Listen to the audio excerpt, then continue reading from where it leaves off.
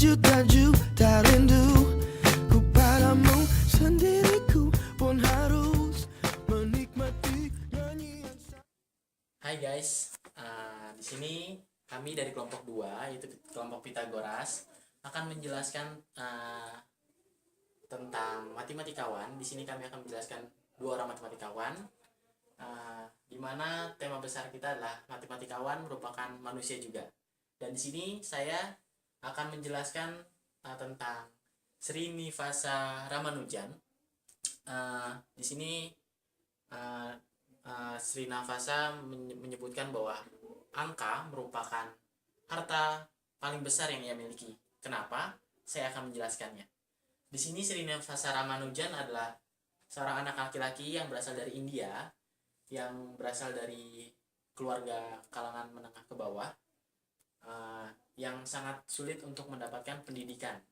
Namun di sini Ramanujan memiliki suatu kelebihan, yaitu dengan ilmu matematikanya dia sangat menguasai sekali matematika.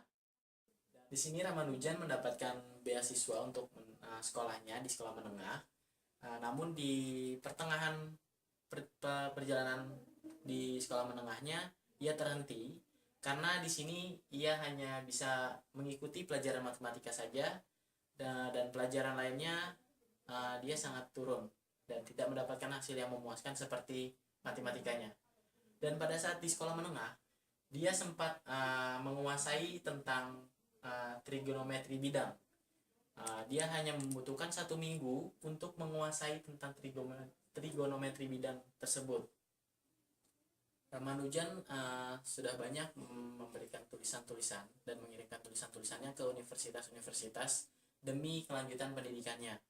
Namun saking banyaknya tulisannya, hanya satu universitas yang mempertimbangkan untuk Ramanujan melanjutkan pendidikannya.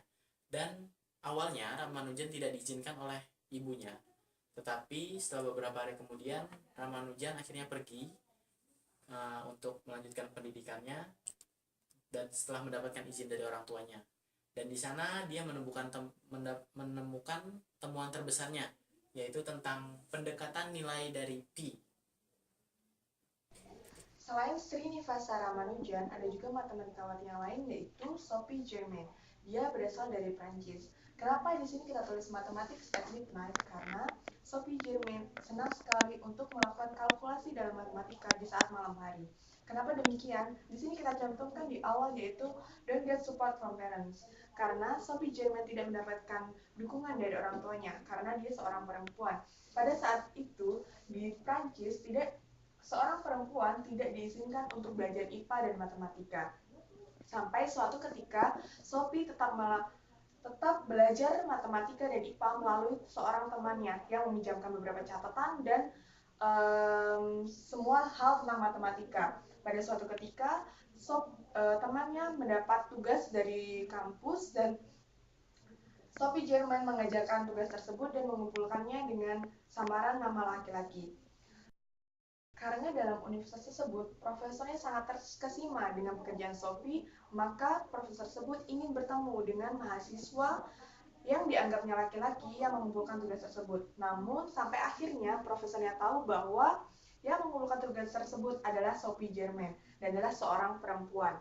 Tetapi karena profesornya tidak bisa membantu apa-apa karena peraturan pada saat itu, maka Sophie tetap belajar matematikanya dengan dirinya sendiri. Sampai akhirnya dia memberanikan diri untuk mengirimkan surat kepada Gauss.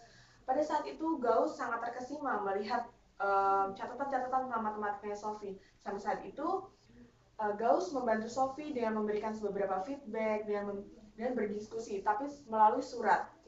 Sampai akhirnya Gauss tahu bahwa Sophie itu adalah seorang perempuan dan dia menceritakan kepada teman-temannya bahwa Sophie Germain merupakan matematikawati yang sangat bagus.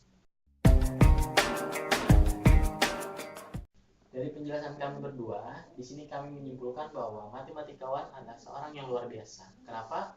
Dari Ramanujan sendiri. Kenapa dia dibilang luar biasa? Karena dari sejak umur 12 tahun dia sudah bisa menguasai buku tentang trigonometri bidang. Selain itu, Sophie Germain pun dia sangat luar biasa karena dia dapat melakukan kalkulasi-kalkulasi matematika dalam malam hari. Tidak peduli itu sedang sakit, tidak peduli itu sedang dilarang orang tuanya, yang penting dia melakukan perhitungan matematika. Yang kedua, dari matematikawan mereka juga mendapatkan beberapa hambatan. Kalau dari Ramanujan, karena dia dari kalangan keluarga menengah ke bawah dan sulit sekali untuk mendapatkan pendidikan, sehingga dia sulit untuk mengembangkan tentang matematikanya.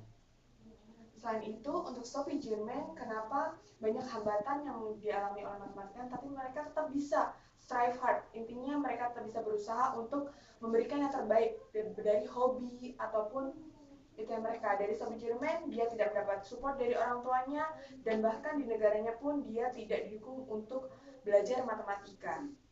Seperti itu. Yang terakhir, calculation were part of their life. Kenapa demikian? Karena kedua matematikawan ini adalah mereka menganggap matematika itu adalah segalanya.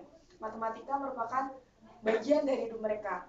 Mereka tidak peduli sampai Tentang hambatan-hambatan. Ya, mereka tidak peduli dengan hambatan, mereka tidak peduli dengan kesusahan, aturan yang menjerat mereka pada saat itu, tapi mereka tetap bisa berusaha dan memberikan yang terbaik dalam matematika.